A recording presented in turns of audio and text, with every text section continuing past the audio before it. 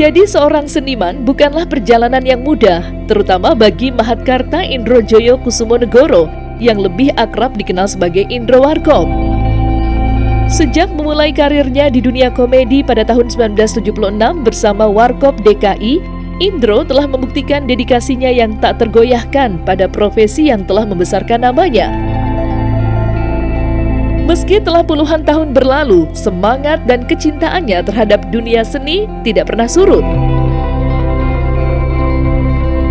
Konsistensi adalah salah satu pilar utama dalam perjalanan karir Indro. Ia selalu setia berada di jalur yang sama sejak awal meniti karir, meskipun tantangan demi tantangan terus menghampiri. Bagi Indro, seni bukan sekedar pekerjaan, melainkan panggilan jiwa yang terus ia rawat dan kembangkan. Dukungan penuh dari ketiga anaknya menjadi salah satu sumber kekuatan terbesar bagi Indro untuk terus berkarya.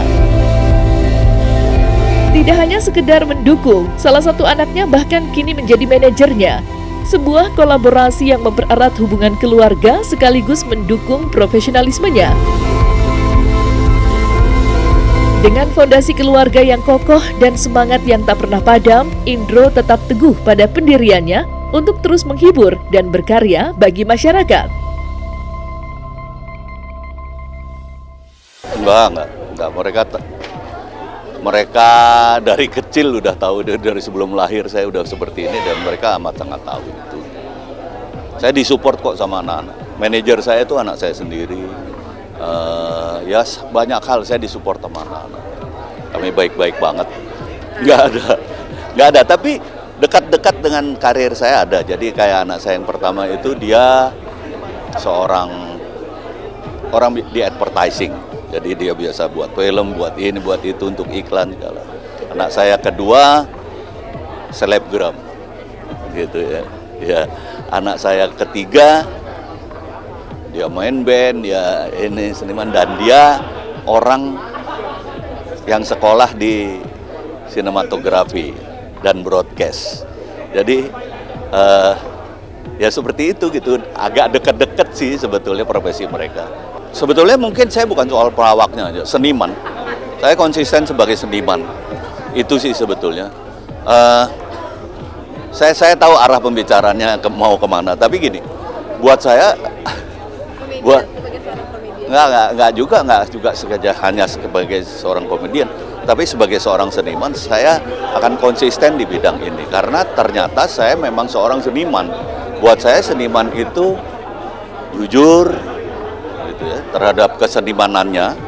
Artinya bukan berarti saya seorang yang jujur gitu, enggak, tapi kesenimanan itu jujur pada kesenimanannya kayak gitu. Dan saya nggak mungkin kemana-mana kalau saya benar-benar merasa itu. Saya seniman. Tolong ini analogi ini ya. Saya seniman. Nafas seniman adalah karya. Saya akan berhenti ketika saya tidak bisa berkarya. Saya benar-benar berjuang untuk karir ini. Saya benar-benar berpikir untuk karir ini. Nggak pengen sembarangan. Ya insya Allah saya diridhoi oleh Tuhan sampai dengan sekarang. Jangankan berhenti. Saya bahkan nggak pernah bosan tuh di karir ini. Saya nggak pernah bosan, saya nggak pernah capek, saya nggak pernah jenuh di karir ini. Terus terang aja. Saya dari dulu saya nggak punya apa ya. Saya nggak pernah punya obsesi bahkan cita-cita saya aja udah lain dari waktu kecil. Tapi yang saya ingin kejar adalah konsistensi saya di karir saya. Sebagai bentuk rasa terima kasih saya kepada karir saya dan sebagai bentuk rasa syukur saya kepada Tuhan yang telah memberikan saya profesi ini, karir ini, karena ini sama sekali nggak saya persiapkan kan. Tiba-tiba seperti kalau orang Jawa bilang tiban, atau gift ya, seperti gift dari Tuhan kayak gitu seperti. Dan saya harus mensyukuri ini sebagai tanda rasa syukur saya kepada Tuhan.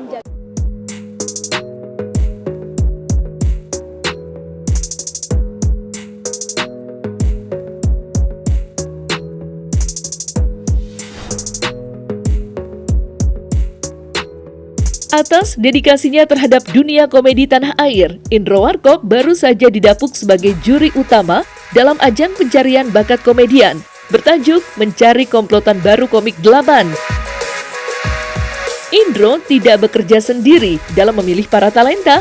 Ia ditemani komedian Cak Lontong dan Oki Rengga.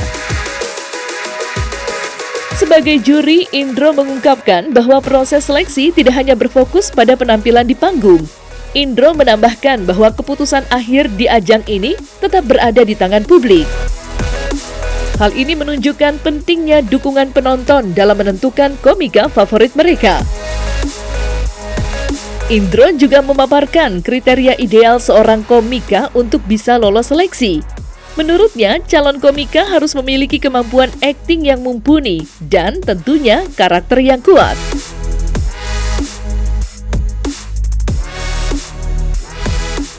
Show konser dulu, meriahkan dulu, opening gitu loh. Iya. By the way, kalian isi nggak sih sama aku? Jangan banget. Nah, yang spesial. Ini spesial banget.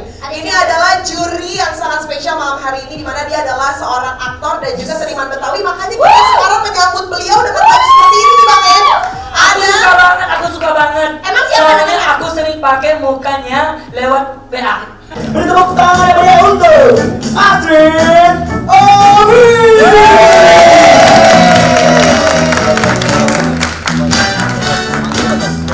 Ini kan sebetulnya buat kami, Dewan Juri, kami kan sebetulnya harusnya memilih yang terbaik. Gitu. Dan yang ini memang kesepakatan dari awal, karena ini tidak saja hanya memilih, tetapi juga ada sebuah acara di karantina segala macam.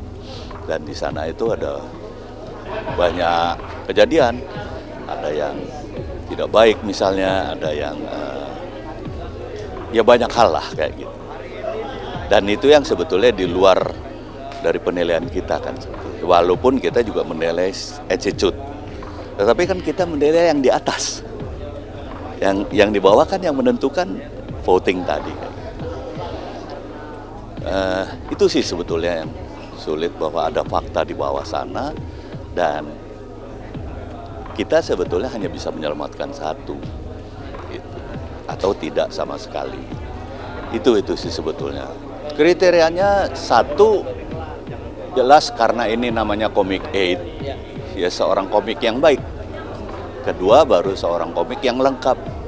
Dia bisa acting dengan baik, karena nantinya akan dibuatkan film. Dan dia mempunyai karakter yang spesifik.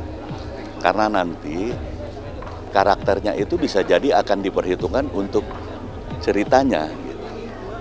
Kedua, khusus yang berikutnya adalah tentunya attitude ya. Karena seperti yang udah saya di stand up comedy Indonesia, Suci juga selalu menilai attitude. Dan attitude itu dapat dari sekolah, dari karantina. Sementara dari karantina ya seperti itu kan, tadi seperti itu. Sehingga ya karena kami menentukan yang menang, kalau kayak di Suci itu kan kami menentukan juga yang karena nggak pakai voting kan, nggak pakai voting. Kami bisa menentukan baik itu kemampuan maupun attitude gitu. Kalau ini kan menjadi tidak bisa karena apalagi terlihat yang terbawah seperti itu kayak gitu. Jadi ada ada subjektivitas nantinya kalau nggak objektif. Gitu. Saya itu selalu ngomong bahwa saya bersyukur mempunyai grup namanya Warkop. Warkop itu semuanya itu dipikirkan, termasuk strategi. Dan menurut saya apa yang diajarkan di Warkop, termasuk strategi yang diterapkan di Warkop, adalah sebuah keberuntungan yang sampai saat ini membuat saya masih eksis gitu. Dan saya syukuri itu gitu. Jadi sebetulnya kalau saya boleh bilang bahwa keeksisan saya sekarang sebetulnya ya semacam anugerah dari Tuhan, karena saya mensyukuri nikmat ini. Saya benar-benar berjuang untuk karir ini, saya benar-benar berpikir untuk karir ini, nggak pengen sembarangan. Ya insya Allah saya diridhoi oleh Tuhan sampai dengan sekarang.